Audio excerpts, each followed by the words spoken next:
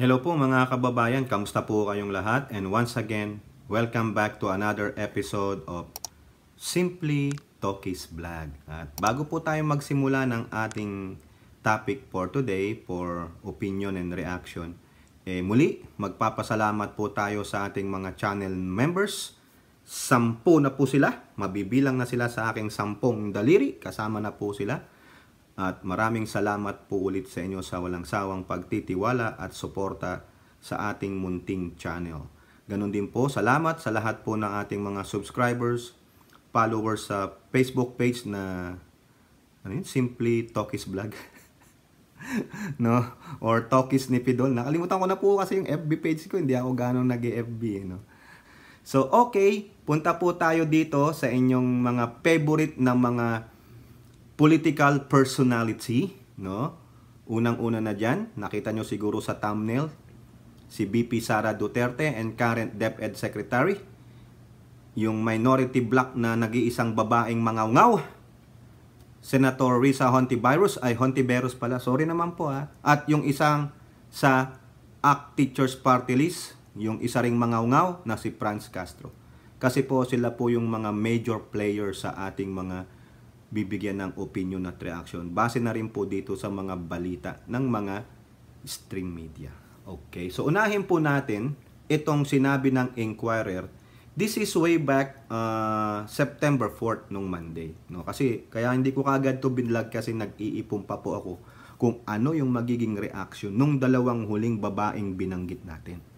No? At ayun nga po, meron na silang ngaw-ngaw dito. DepEd claims 16 public high schools in NCR are engaging, tandaan nyo yung word, engaging in NPA recruitment. 16 public high schools. High school yan. Hindi pa yan sa tertiary level. They are engaging in New People's Army recruitment. Ibig sabihin, may mga miyembro po ng teroristang grupo yan, designated po sila ng anti-terror law, no, yung council. Itong NPA ay pumupunta sa mga public schools para mag-recruit. Ito, basahin natin. 16 public schools in Metro Manila are involved in the recruitment activities of New People's Army. DepEd Undersecretary and spokesperson Michael Powa made this revelation on Monday during the deliberation of the proposed budget for DepEd 2024. The DepEd official, however, did not identify the names of institutions engaging in this illegal campaign. Siyempre naman, no?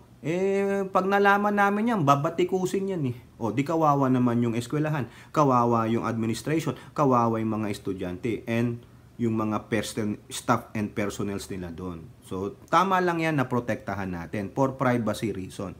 So, ang tanong dito, paano nalaman ng DepEd yan? Through the use of their confidential funds. Meron po silang itinalagang mga, parang mga spy dyan. O, yun po yung word no? Nung dalawa. Diba? Yun nga si Franz Castro, nagngangaw-ngaw. Paano daw nakakuha ng 125 million confidential fund ng OBP? Tapos, yung 150 million confidential fund ng DepEd, saan nagamit? O, ayan, no? For the safety of our children, for the safety of school personnels and administrators, ako payag akong magbigay ng confidential fund. Sa tamang paraan gagamitin. Ay, ano? Diba? Nagresulta. 16. Ang tanong, may sinaktan ba yung mga spy? May hinaras ba yung mga spy? Wala. Walang nagreklamo. May nagreklamo bang school, no, na estudyante o personnel o staff ng school na hinaras sila ng particular ganitong grupo? Kalaunan na investigasyon ay miyembro pala ng spy ng DepEd? Wala. Ang ganda niyan. Kayo pong mga magulang na nagpapaaral diyan sa mga public schools o sa tertiary, sabihin nyo na. Di ba, napakaganda sa pakiramdam na habang ang mga anak nyo ay nasa eskwelahan, kayo naman ay nagtatrabaho, kampante ang inyong utak at pakiramdam na ang anak ninyo ay safe. Bakit naman sila ihaharas ng mga spy na pinapadala ng DepEd o ng OBP? E di gago pala si BP at si DepEd Secretary Sari Duterte kung, iharas ninyo ha. Alam naman po siguro nila ang constitutional right nitong mga harasser, abuser, recruiter. Di po ba? Siyempre, maski na nga hinangaharas na, constitutional rights, human rights pa rin yan, may human rights. O di ba? Hindi, di ba mga magulang, gusto nyo yan? Ako gusto ko po yan. Personally. Sabihin nyo selfish ako, but I want a peace of mind. Knowing that while I am at work, my kids are safe at school. Or paglabas ng school, safe pa rin sila. Di po ba? Tama, mali.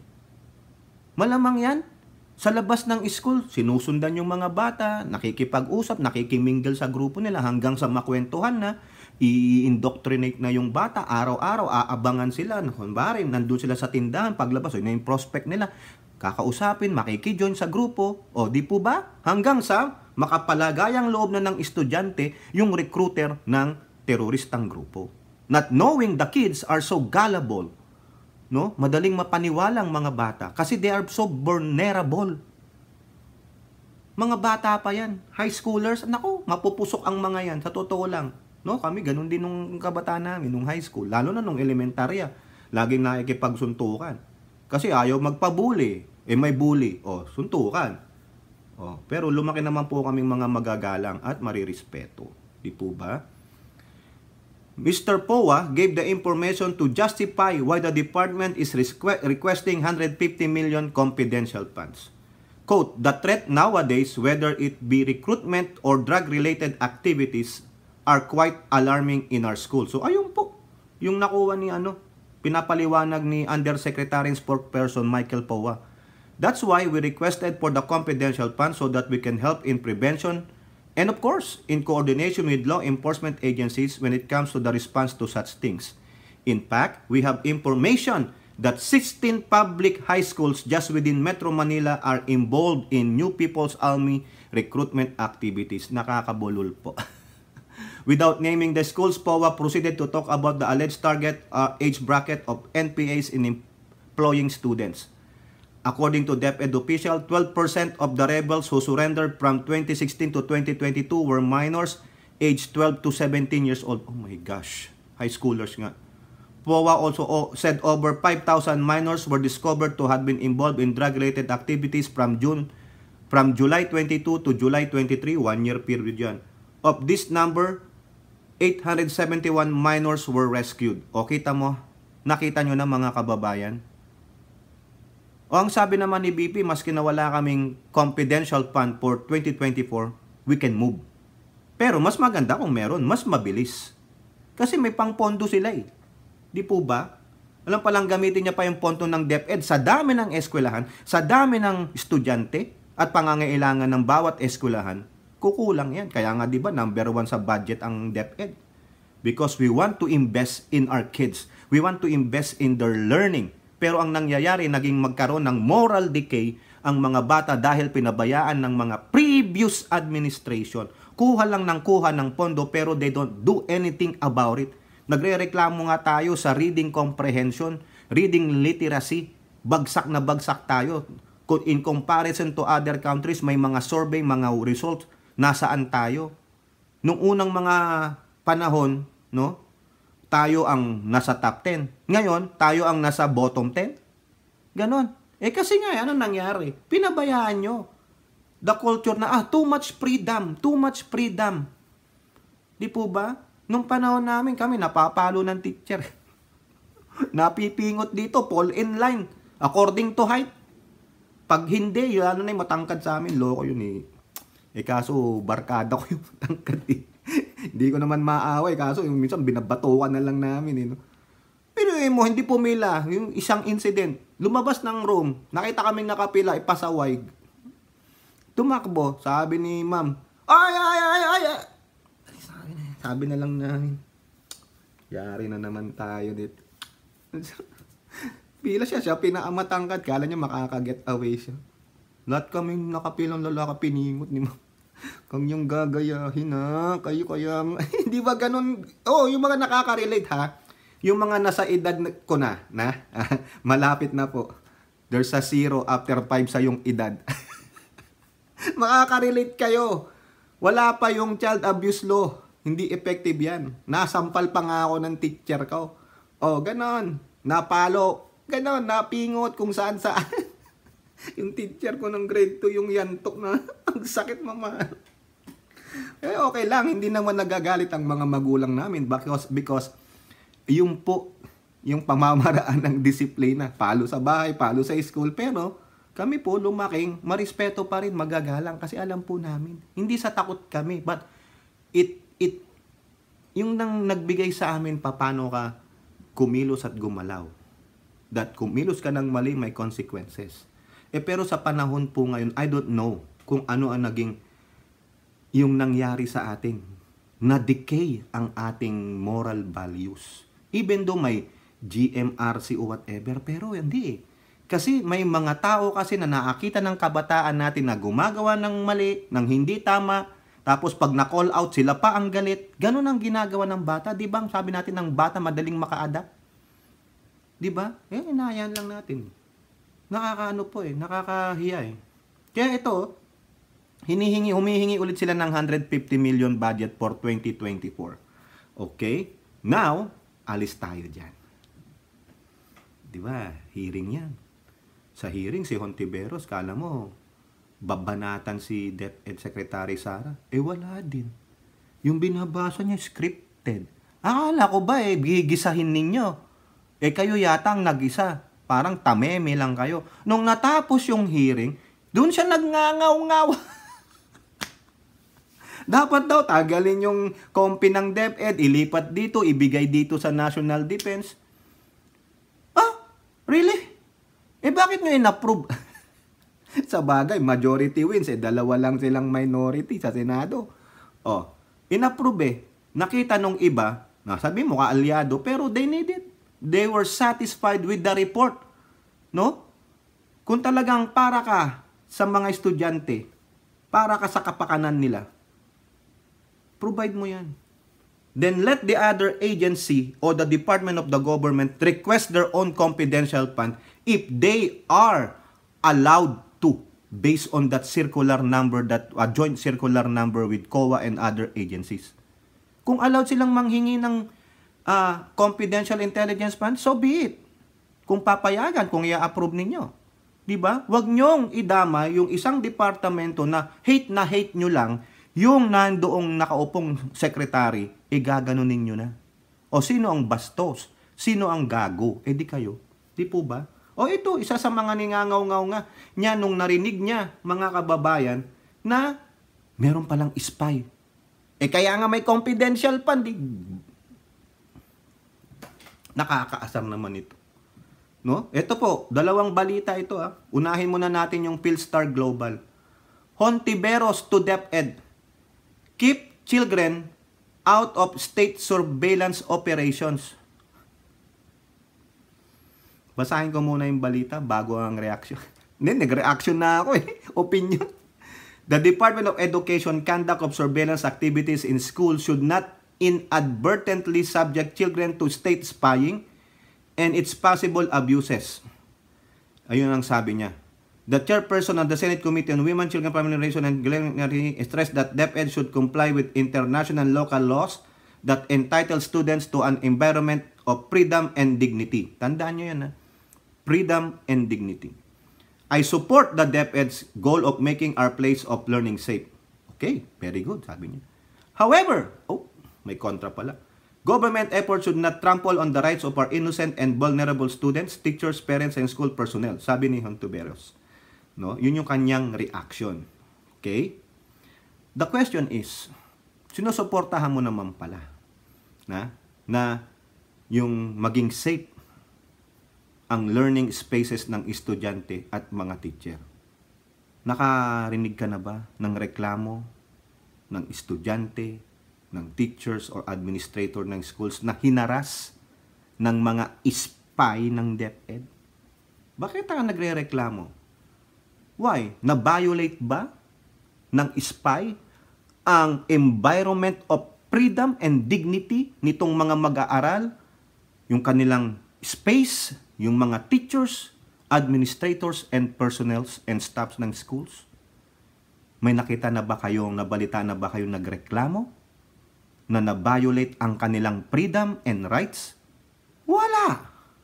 Di po ba? Eh di sana, kayo pa na minamicroscope ninyo ang VP at current DepEd Secretary VP Sara Duterte. Konting pagkakamali lang yan. Baka lang matouch lang nung tao ni VP Sara yung kamay ng estudyante o teacher o whoever in that school. Ngangaw-ngaw na kayo, nakamedya na kaagad kayo. Eh bakit wala po akong nabalitaan? Na hinaras. Sino ang inaharas? Wala. Sino ang nanghaharas? Kayo. Kasi binubuli ninyo ang VP at DepEd Secretary. Nagtatrabaho ng maayos ang taong ito, pero kayo, you are just a microscope looking for a tiny incident or a tiny virus, bacteria on that yung dish. But your microscope is not powerful enough to find one. Kasi bakit? Wala kayong makita. It is just your narrative to destroy this BP and DepEd Secretary. Kasi malinis pong magtrabaho eh. Mas marami pa nga yung natutuwa kaysa naaasar o nag-a-against. Remember the bare wall policy? Wala nagreklamo. Sino nagre-reklamo? Sila, Makabayang Black. Si Hontiveros. Yung mga makakaliwang grupo, yung mga left-leaning. Tapos ito sasabihin mo, keep out of state surveillance? Eh sino ba dapat ang isurvey namin? Ang gawan ng surveillance? Sino bang nire-recruit ng mga teroristang grupo? Mga kabataan, because once again, they are the vulnerable people or group. Alam pala yung teachers? Malay mo yung teacher. May mga left-leaning principle pala, eh dapat siyang manmanan. Hindi ganun ang pagtuturo. Ang mandate mo is to teach the children properly. Being a teacher.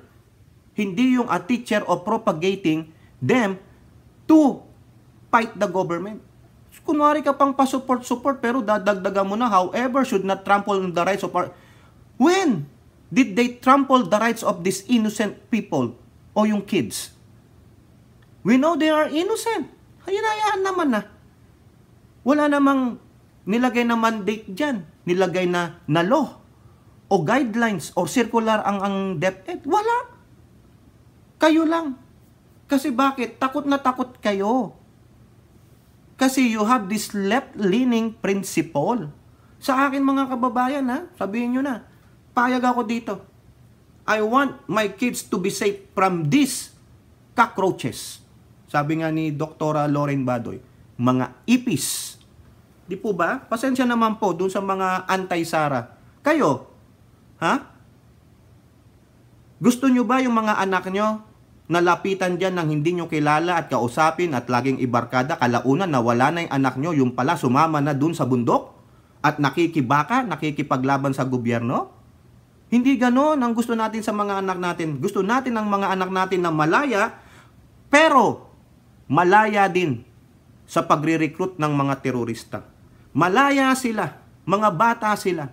They can do whatever they want in the proper and right way. Hindi yung i-indoctrinate ng mga teroristang grupo. Ganon din po sa mga tertiary level. Di ba? O eto pa sa ABS-CBN, no, sabi niya, nagngangaw-ngaw siya eh. Bakit hindi mo yan binunganga nung during the hearing? Ayan no, posted lang September 6 ng ABS-CBN. DepEd, spying in students, teachers, alarms, Hontiveros. O bakit ka na-alarma? Bakit ka na-alarma? Hindi naman ito tulad nung World War II na nandun, yung unang nagsimula ng gera. Hindi ganon.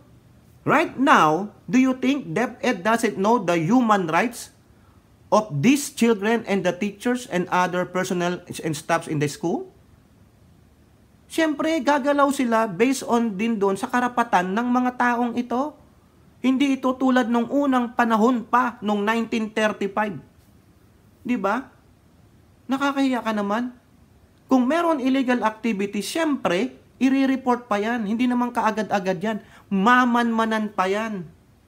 Kaya ka lang natatakot kasi, mga kababayan, sabi po ng NTF-ELCAC at ang AFP, patuloy na pong bumabagsak ang teroristang grupo. Iilang grupo na nga lang yan. Sabi pa nga ni Manuel di ba? Si Raon Manuel, may quote card siya. Kung isa ng grupo na lang pala ang mga komunista, dapat i-abolish na ang NTF-ELCAC. O di ba gago? Kagaguhan. Isang grupo na lang daw yung komunista, i-abolish mo yung NTF-ELCAC. Nandiyan pa yan Maubos man yan o hindi, hindi dapat maalis itong NTF-ELCAC. Yan ang mga pumoprotekta, nag-i-improve ng mga barangays na heavily affected by these communist rebels. Tapos gaganto ka, Hontiveros? Anong gusto mo sa mga bata? Patuloy na ma-indoctrinate? Patuloy na mabuli ng mga teroristang grupo? Hikayatin? No way. No way, Maria. Di po ba? Anong klaseng pag-iisip ito? Di po ba? Ayun ba nagsabi nun? Anong klaseng pag-iisip yan? Di ba? Makikita nyo na tanggalin yan. Bakit? Mas gusto nyo ba na mamuno, mamayagpag ang mga komunistang terorista sa bansa? Humanap kayo ng sarili nyong bansa o isla. Nakakaya naman kayo. Di po ba? Visit mga kababayan eto pa. Punta naman tayo dito kay Franz Castro. Eto na. Di ba? Nawala siya sa confidential fund. Ano naman ang tinitira niya ngayon? Yun daw bilang ng enrollees for the school year 23-24 ba o 24-25 whatever. No? Ay bumaba sa 3 million. Kasi po sa latest datos ng DepEd Philippines ayon sa kanilang official Facebook page ay meron na pong 26,125,743 enrollee for school year 23-24. Sorry kung nagkamali ako kanina As of September 7, kahapon po sa ating bansa. Ngayon po, nginangak-ngak po yan ni ito. 26 million na Ano pang nirereklamo mo? Di ba? 3 million lang ang binaba malay mo. Yung iba, late enrollee. Kasi nga, binaha ng may nangyaring di maganda, natural disaster. Lahat na lang Pag sumobra, sasabihin, ay kulang ng mga school at gamit. Di ba? Saan tayo kukuha ng mga building? Saan tayo kukuha ng mga teachers? Another pondo o yung confidential fund, ilipat sa Hindi mo alam kung ano talagang gusto nitong mga to Kung wala, reklamo.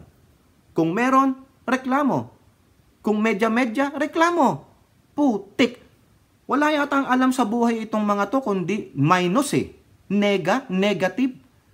Ang polarity lang nila is always negative. Kaya nakakonekta sila sa negative din, akala ko nga like sign, repel kaso pare-parehong mga negative, they attract each other. Kaya wag po kayong papa-attract dyan, maging positive kayo. Tingnan nyo itsura niya, Di po ba? Wala na Tumatawa pa ba to? Di po ba? Pasensya naman, Franz Castro. I haven't seen you smiling or laughing.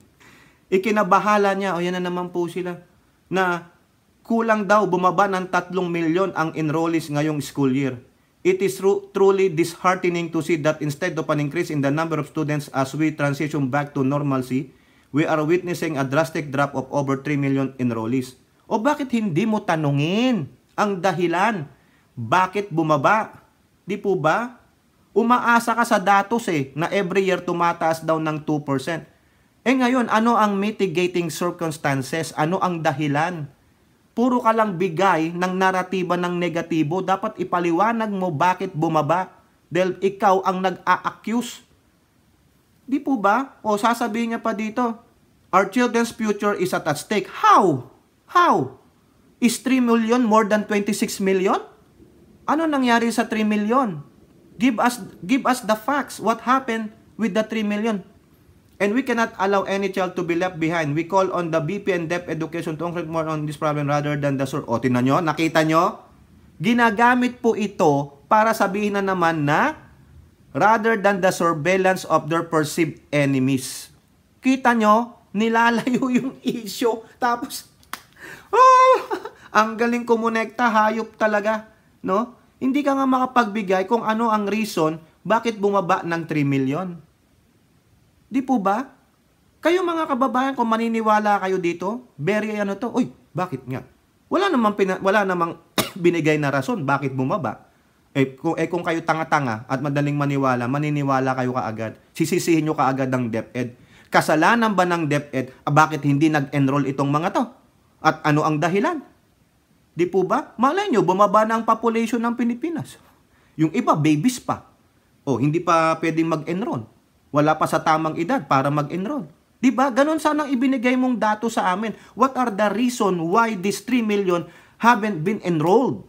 Ano ang dahilan? Wala po. Sa balita na yan, wala eh. Ang sinasabi niya lang is dapat every year 2% increase tayo. Ganun po ba? Ganun ba kabilis mag-produce ang mga Pilipino ng bata? Di ba? Wala kang ang binigay na ulat tungkol sa Philippine Statistics Office kung ilan ang datos na dapat mag-enroll. O sa DepEd, wala. Tapos sasabihin niya, dapat daw mag-concentrate ang DepEd dito sa CBPIC instead of surveillance. Tignan nyo ang banat, di ba? Kita nyo kung tanga-tanga kayo, maniniwala kayo dito. Ito na po ang sabi ng DepEd, Lagi na lang defensive ang DepEd, Laging sinasalag yung kanilang, Imbis na yung kalaban na magbigay ng pruweba sa accusation, itong DepEd ay nagbibigay ng paliwanag na aasar ako eh. Ito po, DepEd, late enrollees allowed until end of September. Ayun naman pala eh. Inaalaw sila. Hahabol na lang po sila. Di ba? The department is still on course in achieving its target enrollment of 28.8 million. Diba? 28.8 million ang target nila. Similar to the figure last year. Ayun po yung sabi ni Assistant Secretary Francis Bringas. As of Wednesday morning, Wednesday pa yun, 7 na yung binanggit ko kanina. The numbers are moving until now because schools are still reporting to the LIS, yung Learner Information System. Once 100% of schools have reported, we will have the official number for this school year. Yan Franz Castro. Hindi pa pala 100% nagre-report ang schools dyan sa Learner Information System. Di po ba? DepEd policy allows schools to accept late enrollees provided that the student will still be able to meet 80% of the prescribed number of school days and the quarterly requirement to pass the grade level. Nakakahiya naman kayo.